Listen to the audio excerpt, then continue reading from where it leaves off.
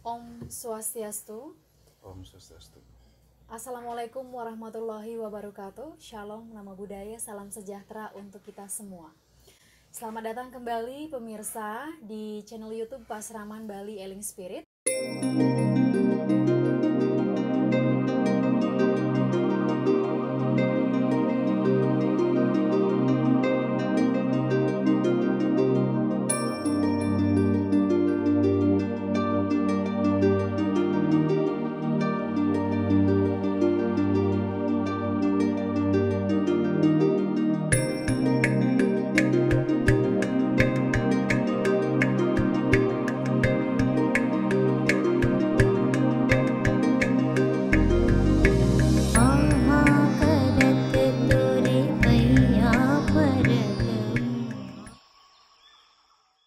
Jadi kita akan membahas secara tuntas apa-apa aja yang ada di balik fenomena ngiring itu. Gitu, Aji. Ya.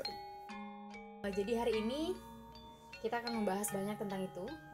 Jadi mohon informasi, segala pengetahuan, dan mungkin ada anugerah-anugerah yang pernah Haji terima mengenai hal ini, karena terus terang saja, cukup banyak saudara-saudara kita yang WhatsApp ke Tiang secara pribadi mencurhatkan tentang persoalan hidupnya yang notabene tentang hidupnya penuh dengan permasalahan, kemudian rumah tangganya berantakan, terus anaknya sakit-sakitan, dirinya sakit-sakitan, kemudian bisnisnya juga berantakan, kayak gitu aja. Ujung-ujungnya katanya menanyakan kepada orang yang dianggap mampu untuk itu, kemudian dinyatakan miring, gitu.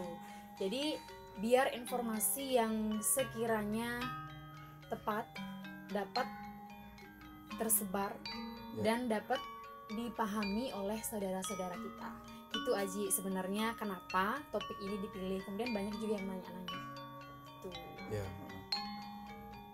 Suksma Jero Ratni atas pembukaannya dan juga mengambil satu topik yang sangat menarik dan memang perlu kita ketahui bersama-sama.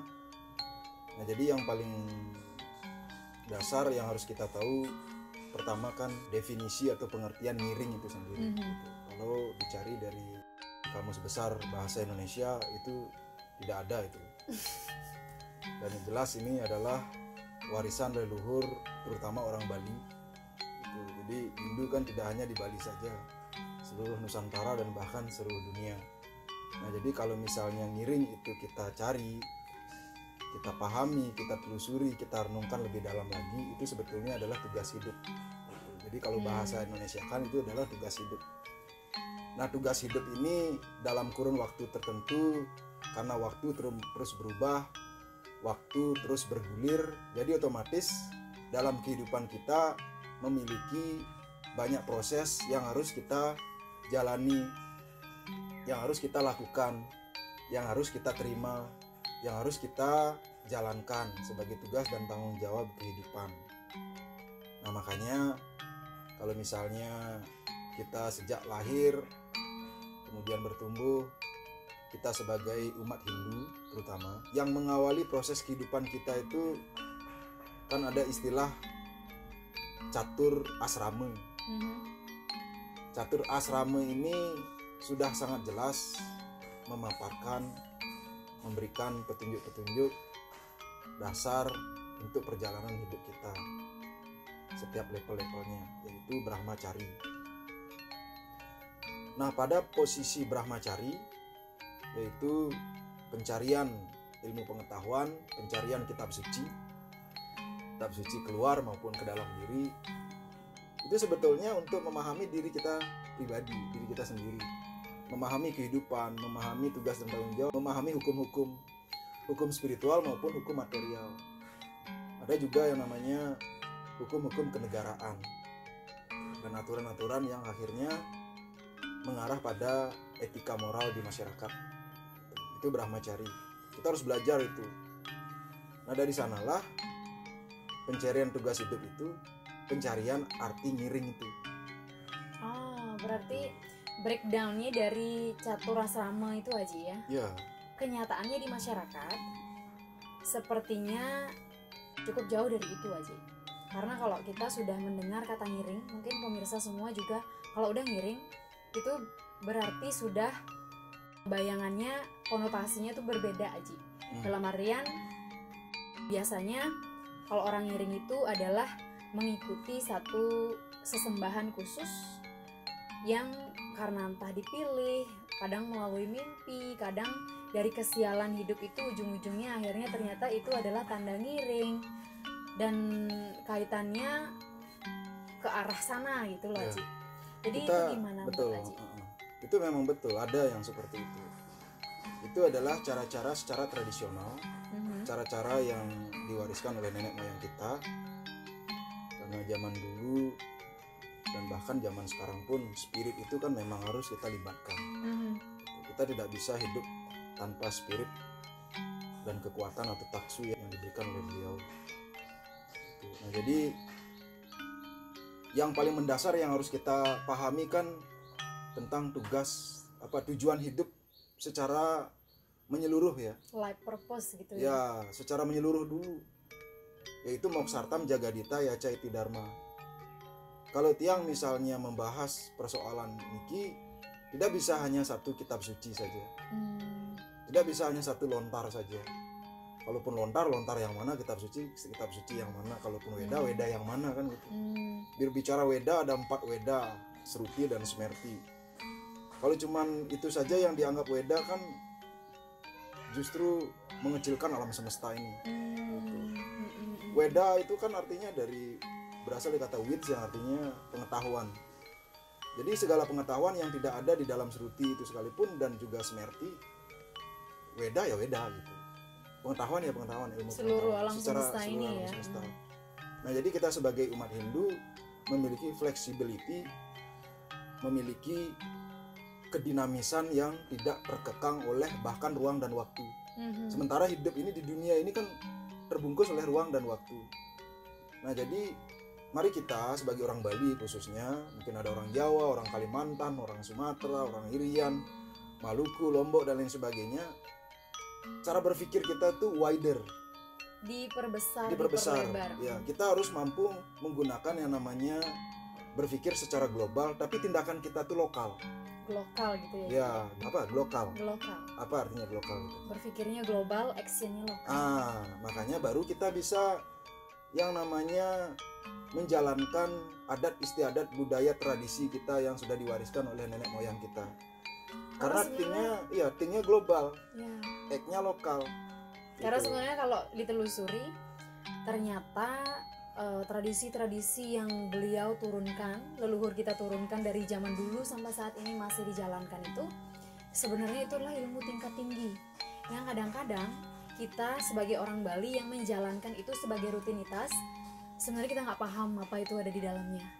Nah, itu sebenarnya itu gelitikan bagi kita semua untuk lebih mencari tahu agar apa yang kita lakukan benar-benar berdasar dari apa yang benar-benar nilai yang diturunkan oleh leluhur. Betul. Itu jadi nggak membabi buta.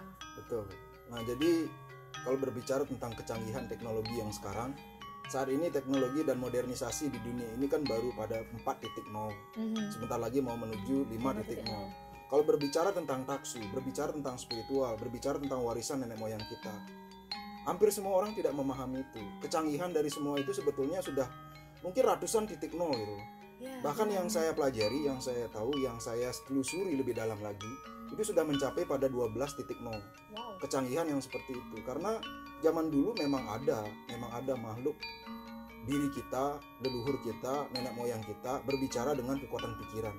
Dan itu pun gitu ya, telepati kita sebut, yang pada akhirnya secara material ditemukan gelombang-gelombang itu dalam bentuk handphone sekarang itu. Makanya mungkin orang-orang spiritual yang pemirsa saat ini sedang menonton YouTube niki, kalau pernah mengalami pasti akan menyetujui tentang apa yang Tiang sampaikan, bahwa kita bisa memberikan penelusuran ataupun penyembuhan dengan jarak jauh yang bahkan saat ini belum ada teknologi seperti itu kecuali taksu itu sendiri yang dimiliki oleh manusia itu sendiri. Bahkan kalau jangankan kita berbicara energi yang nggak bisa kita lihat ya secara umum, tapi ketika kita melihat peninggalan-peninggalan sejarah seperti candi, kemudian bangunan-bangunan pura zaman lampau yang ukirannya tuh sangat detail, saya tuh mikir, wow, gimana orang zaman dulu tuh bisa membuat mahakarya yang seperti ini, gitu loh Haji. Itu kekuatan teknologi yang jauh melampaui modernisasi yang saat ini. Gitu. Dan cuman sampai saat ini belum kita temukan itu. Tapi secara ilmiah, secara sains itu masih belum ditemukan bagaimana sejarah zaman dulu itu bisa tercipta hal yang begitu fenomenal, dan ternyata modernisasi itu sudah terjadi bahkan jauh lebih modern di zaman dulu gitu kan. Gitu. Nah, jadi berdasarkan itulah kita harus memahami alam semesta ini, memahami Bali kita ini, kemudian semakin mengerucut memahami diri kita sebagai Buana Alit. Gitu. Kalau misalnya peradaban yang secara besar menyeluruh dapat dilihat jadinya seperti itu, kemudian apakah itu juga sama dengan fenomena ngiring itu, Haji? Ya, yang namanya spiritual dengan material, spiritual dengan duniawi, skala maupun iskala, itu kan seperti dua mata sisi uang yang berbeda. Kita nggak bisa pisahkan itu. Kalau uang dipisahkan satu sisi kan jadinya nggak bisa ditukar, ya nggak? Jadi hidup kita selesai di situ. Nah, jadi makanya dalam kehidupan ini harus seimbang antara spiritual dan material, skala maupun niskala. Petunjuk secara niskala, kita harus mampu mengkonfirmasi menggunakan alat-alat kehidupan kita dan pembungkus diri kita dari 5 lapisan itu. Gitu. Makanya setiap tiang menyampaikan sesuatu pasti tiang berangkatnya itu dari 5 lapisan ini. Makanya kita tidak bisa menanyakan satu orang pintar saja atau berpatokan hanya satu orang suci atau orang pintar saja gitu. Kalau memang misalnya masih bingung dan kacau misalnya pikiran, jangan pakai orang pintar, jangan pakai orang suci. Sucikan diri Anda sendiri, sucikan diri kita sendiri dan telusuri lebih dalam, karena yang paling utama, yang paling jelas dan yang paling tahu diri kita sendiri ya diri kita sendiri gitu. Nah, jadi dalam kehidupan ini kalau misalnya ada petunjuk-petunjuk secara niskala, ada petunjuk-petunjuk secara spiritual, kita harus mampu menerjemahkan melalui lapisan-lapisan yang membungkus tubuh kita. Nah, lapisan-lapisan itu ya itu ada 5 tadi itu yang sering Tiang sampaikan, dan di YouTube juga sudah berapa kali saya bahas itu. Yang pertama, lapisan yang paling pertama dari dalam itu adalah Ananda Maya Kosa. Itu adalah tubuh kebahagiaan. Nah, jadi kalau misalnya mau menelusuri apa arti dari sebuah ngiring yang harus dilakukan sebagai tugas hidup, yang jelas harus mengambil patokannya itu dari dalam. Bahagiakah kita menjalankan itu? Itu dulu. Bahagiakah ketika kita mampu menjalankan itu? Terus kemudian yang kedua, selain kebahagiaan itu adalah namanya kebijaksanaan. Kebijaksanaan yaitu talenta di situ, compassion di situ, kemudian potensi-potensi yang kita miliki. Nah, jadi kalau misalnya itu dijalankan sebagai sebuah tugas hidup ataupun ngiring, kira-kira ada talenta nggak di sana? Ada potensi nggak di sana untuk terus mampu dipercaya oleh masyarakat terutama? Terus mampu kita menuntun diri kita sendiri aja lah dulu, gitu. Dan kemudian menjadi pemimpin bagi keluarga, bagi sekitar kita, dan juga apalagi nanti akan diikuti oleh orang lain. Itu secara kebijaksanaan. Nah, kebijaksanaan yang sudah ada di dalam diri sebagai compassion, sebagai ulas asih, nah itu kira-kira akan membesar nggak? Akan menjadi sebuah gulungan yang semakin kuat nggak di dalam diri kita menjadi umat manusia untuk bermanfaat, memberi manfaat, berguna bagi semesta itu sendiri. Karena ngiring itu artinya sudah tidak ngurusin yang namanya urusan-urusan secara duniawian tok saja gitu. Kalau berbicara ngiring pasti berbicaranya adalah keseimbangan dua itu, tidak hanya satu saja. Pelayanan itu ya, sudah bisa pelayanan. Ya, pasti pelayanan. Urusan dapat duit, dapat bonus, dapat bayaran, itu sesuatu yang lain. Itu sesuatu yang sifatnya sebagai bonus, sebagai kelayakan, sebagai buah itu. Sebagai hasil yang sebetulnya ketika berbicara ngiring berarti berbicara tentang nilai-nilai kehidupan itu sendiri. Nah, kemudian yang ketiga, yang berikutnya itu adalah logika berpikir kita. Logika berpikir kita harus mampu kita meletakkan di dalamnya, sehingga ya namanya juga berpikir pasti ada hitung-hitungan kan. Memang tugasnya dia memang seperti itu, harus ada hitung-hitungan di dalam kehidupan ini. Kalau misalnya saya menjalankan yang seperti ini, kira-kira kebijaksanaan saya akan bertambah tidak? Kebijaksanaan, pengetahuan, pengalaman hidup, nilai-nilai hidup, Apakah saya betul-betul akan merasakan kebahagiaan yang tanpa syarat di dalamnya? Apakah betul-betul saya sudah siap untuk menjalankan tugas itu? Nah, itu kan logika berpikir. Nah, ini harus dimainkan di situ. Jadi jangan hanya berdasarkan firasat, rasa, yang apalagi bentuknya emosional dan ego. Gitu. Kita sebagai manusia kan paling enak kalau dipuji, ya nggak? Karena setiap individu itu ada Tuhan di dalamnya. Setiap individu ada cahaya yang begitu terang, yang menjadi satgurunya, yang menjadi maha gurunya di dalam dirinya. Kalau misalnya sampai orang itu atau kita sendiri ataupun Anda pemirsa meletakkan kepercayaan kepada orang pintar atau kepada orang salah apalagi, itu malah jadinya membuat diri kita itu melangkah di jalur yang tidak tepat dan tidak bisa menjadi diri kita sendiri gitu. Nah, jadi yang berikutnya energi prana. Lapisan yang kedua dari luar, lapisan yang keempat dari dalam. Jadi prana maya kosa ini menerima enggak ketika kita menjalankan sebuah kegiatan atau ngiring atau tugas hidup, ada dorongan semangat nggak di sana? Itu ada dorongan ingin ngayah nggak di sana? Kalau udah bicaranya ngayah, berarti tidak lagi mikirin yang namanya untung rugi, gitu. Sudah tidak di sana. Tapi bukan berarti mengabaikan yang lapisan yang ketiga tadi itu. Untung rugi akhirnya dihitung oleh si pikiran. Kebahagiaan dan emosional secara semangat itu dirasakan oleh hati kita. Makanya antara semua lapisan ini sebetulnya satu kesatuan, cuman di dalam ajaran Upanishad ataupun di dalam Samkhya Yoga itu memang sengaja itu dipetakan gitu. Sebetulnya itu adalah satu kesatuan, sama seperti Tuhan yang kemudian dibuat menjadi Trimurti, Brahma, Wisnu, Iswara, Brahma, Wisnu, Siwa. Kalau kita melihat secara fisikal seperti ini sebetulnya tidak begitu. Itu adalah satu gitu. Titik udah satu, ide sang yang diwasi. Nah, cuman orang menyebut dengan Brahma ketika beliau mencipta, disebut Wisnu ketika beliau memelihara, disebut Siwa ketika beliau itu mendaur ulang dengan bentuknya yang berbeda, sosoknya yang berbeda, warnanya yang berbeda, tugasnya yang berbeda, sebutannya yang berbeda. Beliau ya satu, Tuhan gitu. Kalau misalnya kita pada titik spiritual yang tertinggi menghapus semuanya itu hanya keheningan dan Tuhan, itu pun tidak salah. Kalau misalnya menggunakan semua gambaran-gambaran itu, proyeksi-proyeksi itu, visualisasi-visualisasi dan sebutan yang memang membuat kita semakin meyakini semuanya itu sah-sah saja juga gitu. Karena dunia spiritual itu tidak sebatas apa yang kita pikir. Itu jauh lebih luas, ratusan triliunan kali lipat dari jangkauan kita berpikir. Jadi tidak bisa kita menganggap jalan orang lain kemudian itu salah ataupun benar. Karena apa? Di dunia ini seberapa sesuatu yang salah, sebegitu sesuatu yang benar. Nah, jadi otomatis kembali ke diri kita sendiri masing-masing, mau memilih jalan yang salah ataupun memilih jalan yang benar. Jalan yang salah bagaimana, jalan yang benar bagaimana. Jadi analoginya seperti ini. Contoh misalnya 2 ditambah 2 sama dengan berapa? 4. Boleh nggak orang lain kalau misalnya menjawab misalnya 6?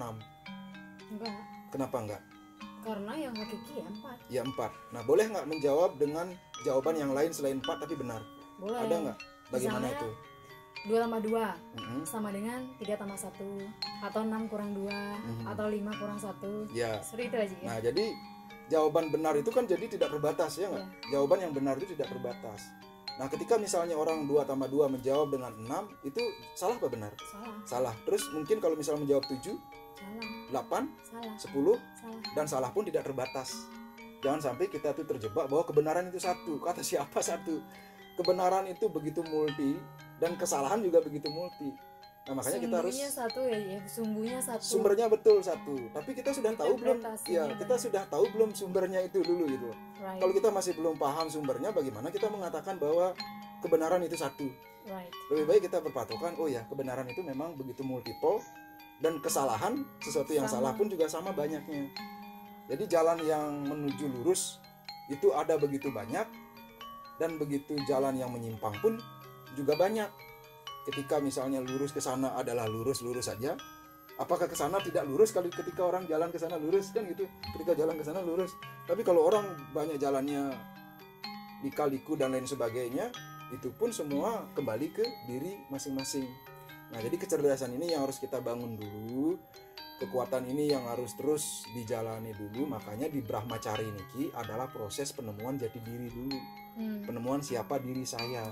Penemuan siapa diri saya itu otomatis semua aspek itu secara fisikal, secara emosional, secara pikiran, secara kebijaksanaan, karma hidup, kedua orang tua bagaimana, dari keluarga apa, lahirnya di mana, terus harus berada di negara mana. Nah itu yang dimaksud kenapa think global, act lokal. Artinya kita itu tahu diri gitu, sebagai orang Lombok, sebagai orang Bali, sebagai orang Jawa, sebagai orang Sulawesi, sebagai orang Sumatera, sebagai orang Amerika, orang India, mau orang Eropa dan lain sebagainya, kemanapun juga jadi nyaman. Berarti Itu. intinya miring ini harus berpatokan dari diri sendiri dulu. Itu aja. Berpatokan dari diri sendiri. Jadi karena hanya diri kita sendiri yang memahami posisi kita sedang ada di mana, sedang gimana ini sekarang. Ya. Apakah saya siap? Apakah saya senang dengan itu? Apakah ada semangat yang memang dorongan dari dalam apa enggak? Karena case-nya Aji ada sih beberapa yang bilang gini, dari case yang saya sampaikan tadi itu, akhirnya saya mau Winton, gitu disampaikan, mungkin agak terbuka ya, Ya. biayanya mahal dalam kondisi keluarga saya yang tidak ada dana untuk itu, dan ini adalah salah satu-satunya harapan untuk saya sembuh kembali seperti sedia kala. Tapi setelah saya mau Winton, sehat saya enggak, malahan makin parah gitu Aji. Tiang juga bingung mau menjalankannya gimana karena saya nggak paham. Tapi saya udah terlanjur mengambil jalan ini, terus minta jalan gitu Aji. Caranya gimana? Kalau menurut Aji itu gimana? Oh ya, dan lagi satu, karena ada belief system, kepercayaan kalau misalnya itu tidak dijalankan, itu akan jadi malapetaka atau sengkala bagi dirinya sendiri atau keluarganya. Kayak gitu Aji. Ya. Mungkin Aji bisa jelaskan, dan mungkin saja ini bisa menjawab pertanyaan-pertanyaan dari pemirsa yang mungkin sedang mengalami case yang sedemikian, atau juga ada tetangga atau saudara yang sedang di dalam gejolak ini. Gitu. Jadi ini benar-benar murni untuk membuka ruangan yang sebelumnya adalah ruangan gelap yang kita tuh sebenarnya nggak tahu apa yang harus dilakukan, kayak gitu aja.